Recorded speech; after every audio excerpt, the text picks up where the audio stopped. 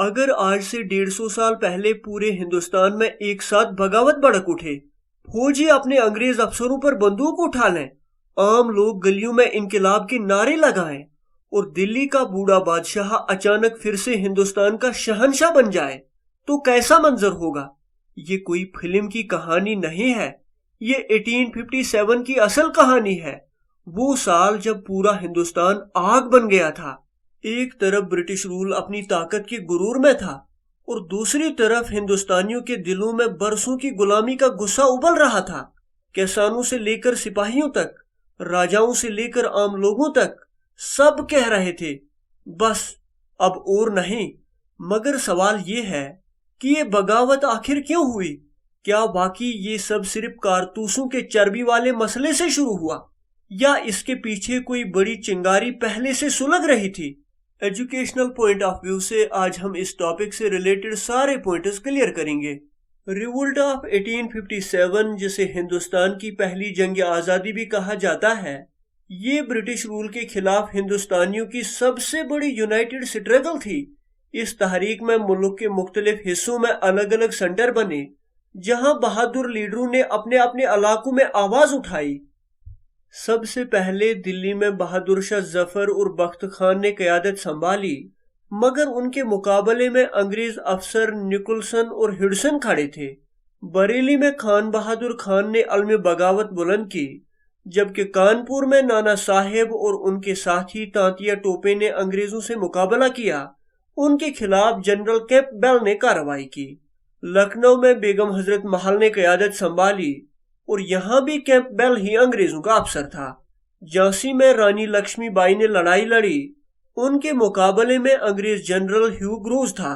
फैजाबाद में वहाबी मूवमेंट के लीडर मौलवी अहमदुल्ला शाह सरगर्म रहे। इलाहाबाद में लियाकत अली ने क़यादत की, जबकि उनके मुकाबले में कर्नल नील था।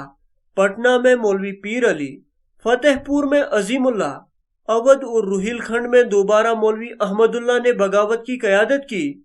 इसी तरह मथुरा में देवी सिंह, मीरठ में कदम सिंह और जगदीशपुर बिहार में कंवर सिंह और अमर सिंह ने अंग्रेजों को चैलेंज किया। इस रिवोल्ट के बाद अंग्रेजों ने बहादुर शाह जफर को बर्मा के शहर रंगून जला वतन कर दिया। नाना साहेब और बेगम हजरत महल नेपाल चले गए। रानी लक्ष्मीबाई मैदानी जंग में शहीद हुई और तांतिया टोपे गिरफ्तार होकर फांसी पर लटकाए गए। यानी ये सब हीरो थे जिन्होंने गुलामी की जंजीरों के खिलाफ अपनी जानें कुर्बान की।